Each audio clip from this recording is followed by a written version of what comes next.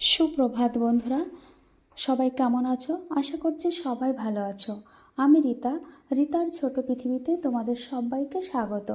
বন্ধুরা, এখন বাজে 4:30। আজকে খুব সকালে ঘুম থেকে উঠে পড়েছি। উঠে আমি ছাদে এসেছি গাছে জল দেওয়ার জন্য, কারণ আজকে আমি বাড়ি থাকছি না।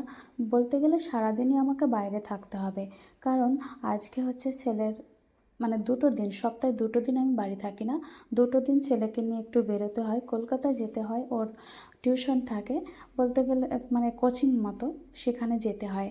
তো আজকে আমাদের বাড়ি থেকে 6টা নাগাদ বেরোতে হয়, তো ওই জন্য 4:30টার সময় উঠে রান্না বান্না করে খাবার নিয়েই বেরোই।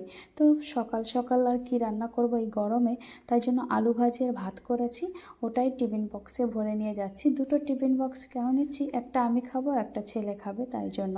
তো আমাদের সব গোছানো হয়ে গেছে বন্ধুরা, এখন আমরা বেরোবো। দেখো আমরা বেরিয়েও পড়েছি, এখনও কিন্তু সূর্য ওঠেনি, কারণ আজকে একটু মেঘলা মেঘলা করছে, গরম, প্রচুর গরম আছে, মেঘ আছে, হাওয়া দিচ্ছে না, কিন্তু পরে হয়তো রোদ উঠবে।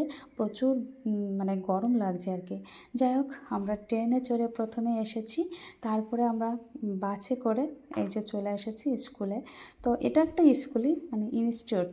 তো এখানে এসে ছেলেকে ক্লাসে ঢুকিয়ে দিয়ে আমরা একটু অফিসে, স্কুলের যে অফিসটা, এই অফিসে ঢুকেছিলাম।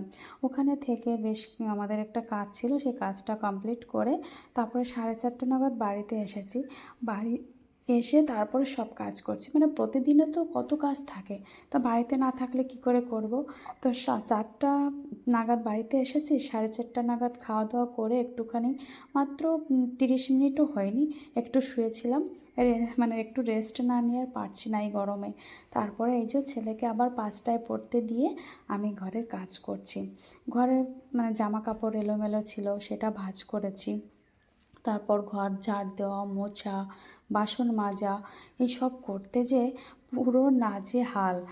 ছেলে এদিকে পড়তে গেছে আর আমি একভাবে এই কাজগুলো করছি। এই কাজগুলো যদি না করি, আবার কালকের দিনে আমাকে বেরোতে হবে, আর সব কিছু আবার এরকম এলোমেলো থাকবে। ঘর দুয়ার এলোমেলো থাকা আমি একদমই পছন্দ করি না, তাই একটু কষ্ট হলেও আমি সব কিছু গুছিয়ে রাখার চেষ্টা করি।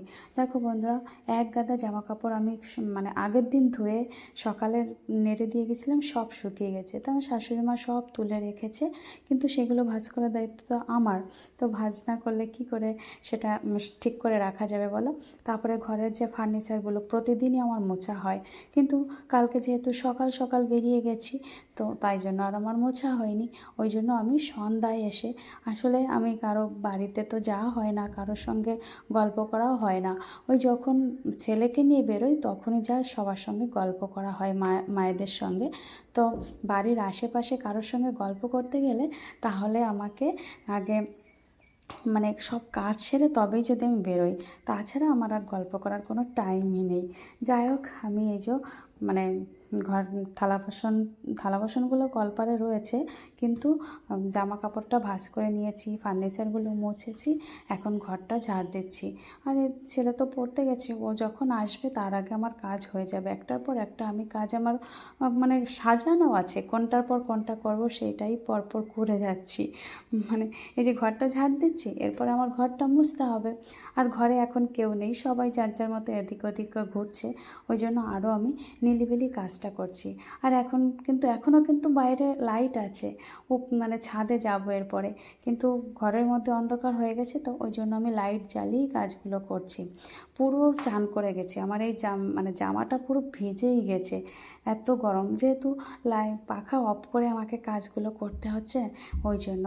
আসলে কি বলো তো, সংসারটাকে খুব ভালোবেসে ফেলেছি না, তাই জন্য এলোমেলো একদমই পছন্দ করতে পারি না। আর এখন এমন একটা অভ্যাস হয়ে গেছে, নিজের শরীর খারাপ থাকলেও না, ঘরের কোনো কাজ আমি ফেলে রাখি না, সেগুলো আমাকে করতেই হয়। ওই তাই জন্য বাইরের থেকে এসেছি, একটু ভালো লাগছে না এই গরমে, যে একটু শুয়ে বসে থাকবো সেটাও পারছি না। আমাকে কেউ বলছে না যে তুমি কাজগুলো করো, কাজ না করলে কেমন সব এলোমেলো দেখাচ্ছে, এগুলো কিন্তু কেউই বলছে না। জাস্ট আমার নিজের থেকে আমি সব কিছু করছি, যে এটা যদি আমি যত তাড়াতাড়ি কাজটা করি ততই আমি রেস্ট নিতে পারবো বা আমার মনটা ফ্রেশ হবে, আমার ভালো লাগবে দেখতে, তাই না? আবার রাত্রে রান্না আছে, কিন্তু এখন করব না, রাত সেই 9:30 9টার দিকেই তো রান্না করতে হবে, শুধু রুটিটাই করব আর বাদবাকি সব আমার শাশুড়ি মাই রান্না করে রেখেছে। সকালে আমি ভাত আলু ভাজি করে গেছিলাম, তারপরে দুপুরে আমার শাশুড়ি মা আবার রান্না বান্না যা যা করার করেছে সেগুলোই এসে আমরা খেয়েছি, আর রাত্রে শুধুই রুটি করব। তো ঘরের কাজগুলো সেরে মোটর চালিয়ে থালা বাসন মেজে তারপর আবার ছাদে এসেছে, যে ছাদে আরও কিছু কাজ আছে, ওই কাজগুলো করব, মানে জামা কাপড় কাচতে হবে, সবই ঘামের জামা কাপড়, তো তার জন্য ছাদে এসেছি। আর এখন যদি আবার নিচে সব কাজ সেরে চান করি আবার ঘেমে যাব, তাই জন্য ওই ঘাম অবস্থায় আবার উপরে এসে এই যে গাছের যত্ন করছি। বন্ধুরা জানো তো, এই গাছগুলো একদম মারা গেছিলো, মানে বলতে গেলে আমি উঠাই ফেলবো সেরকম ভাব হয়েছে। ওই যে সাদা পোকা আছে না, সাদা পোকায় ধরে গাছগুলোকে একদম নষ্ট করে দিয়েছিল, কিন্তু পোকা মারা ওষুধ দেওয়ার পরে গাছগুলো আবার সতেজ হয়েছে, কড়ি হয়েছে, কিছুদিনের মধ্যে হয়তো ফুলও আসবে। তারপরে দেখো বন্ধুরা, গাছগুলোকে আমি প্রতিদিন জল দিই, সেটা দিলাম। গাছে স্প্রে করা হয়, তা স্প্রে মেশিনটা ঘরে নেই জন্য আমি হাত দিয়ে মগে করে জল দিচ্ছিলাম। তারপরে অনেকগুলো জামা কাপড় কেচেছি, যে এখন যদি আমি কেচে নেড়ে দিই সকাল অবধি আমার জামা কাপড় সব শুকিয়ে যাবে, কিন্তু যদি জামা কাপড় রেখে দিই পরের দিন আবার আমি এদিক ওদিক যাবো, জামা কাপড় নিয়ে আসবো, এক গাদা জামা কাপড় হবে।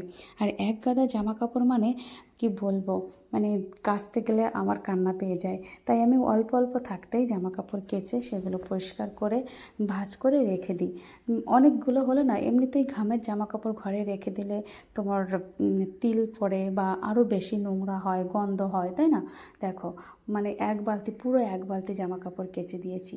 তারপরে দেখো বন্ধুরা, এই কাজ করতে করতে সন্ধ্যাও নেমে গেছে, তো শাশুড়ি মা সন্ধ্যাটা দিয়ে দিচ্ছে, যেহেতু আমি কাজ করছি তো এদিক ওদিক, আমি চানও করিনি এখনও, তাই শাশুড়ি মা সন্ধ্যাটা দিয়ে দিচ্ছে।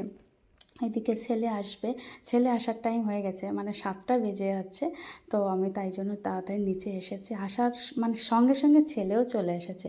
তারপরে ওকে জল টল দিলাম, তা ও বলছে মা আমি একটু মুড়ি মাংস খাবো, মানে দুপুরে মাংস রান্না হয়েছিল, তো মুড়ি মাংস দিলাম ওকে। তার আমি আবার চান টান করে গাটা ধুয়ে একটু ফ্রেশ হলাম, তা মুড়ি মাংস খাওয়ার পরে ওকে নিয়ে আবার পড়তে বসেছি। কিন্তু ছেলেটার না আজকে শরীর খারাপ করেছে, ওই গরমের মধ্যে যা হয়েছে, রোদ ছিল, ওর একটু ঠান্ডা লেগে গেছে, মানে কাশি হচ্ছে, গলা খুসখুস করছে, তো আমাকে বললো মা একটু চা বানিয়ে দাও, তাই ওকে চা বানিয়ে দিচ্ছিলাম, আর সেই সঙ্গে দুধটা ফ্রিজে ছিল তাই দুধও গরম বসিয়ে দিয়েছি। তো ওকে চা বানিয়ে দেওয়ার পরেই আবার টিউশনি মাস্টার এসেছে, কত 9:30 নাগাদ, হ্যাঁ 9:30 নাগাদ টিউশনি মাস্টার আসলে সে স্যার পড়াবে, মানে ওর কালকে আবার একটা এক্সাম আছে, সেখানে যেতে হবে। তারপর রুটি টুটি করে স্যার চলে গেল, খাওয়া দাওয়া করে এই যে আবার উপরে চলে এসেছি। তো বন্ধুরা, আজকের ভিডিওটি কেমন লাগছে কমেন্টে জানিও, আর সবাই ভালো থেকো, দেখা হচ্ছে আবার।